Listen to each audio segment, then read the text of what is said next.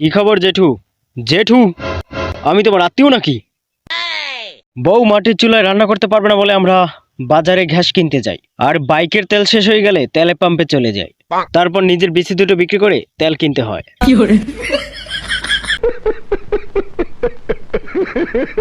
জেঠু, চাটা এত ঠান্ডা কেন? আত্মীয়র বাড়িতে আসলাম চা খেতে, তা আবার ঠান্ডা চা? না, ভাল লাগছে না, আপনিই খান। কোথা থেকে এনেছেন এই গাধাটাকে?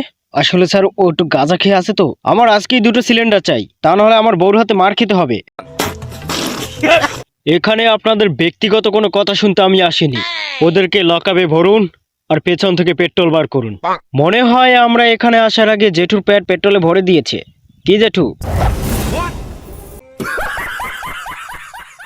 দাদা, সিলিন্ডারের দাম বেড়ে গেছে, তুমি চিন্তা করো না যে আমরা রান্না করে খেতে পারবো না।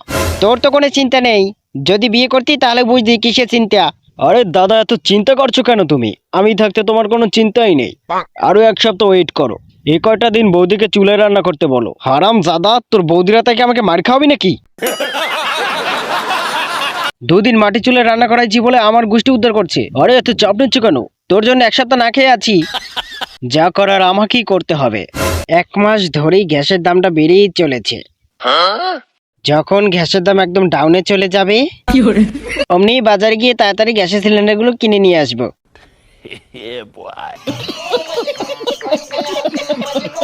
অমরিন্দ বাহুবলী মানে আমি। আরে শালা, তোর কাছে চিনি পরের লাইন বল। তোরা সবাই আমার কাছে এসে আমার বিসিতে যদি একটা টোক্কা দিতে পারিস, তাহলে তোদেরকে গ্যাস সিলিন্ডার, পেট্রোল, ডিজেল সবকিছু আমি দিয়ে দেব। শিবগামী দেবীর ঘোড়ার পুদের মতো মুখটার কচম খেয়ে বলছি।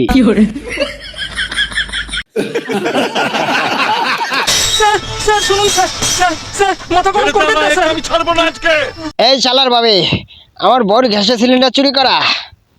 তাড়াতাড়ি সিলিন্ডার দিয়ে যা, তা নাহলে গুলি মেরে খুলি উড়িয়ে দেবো।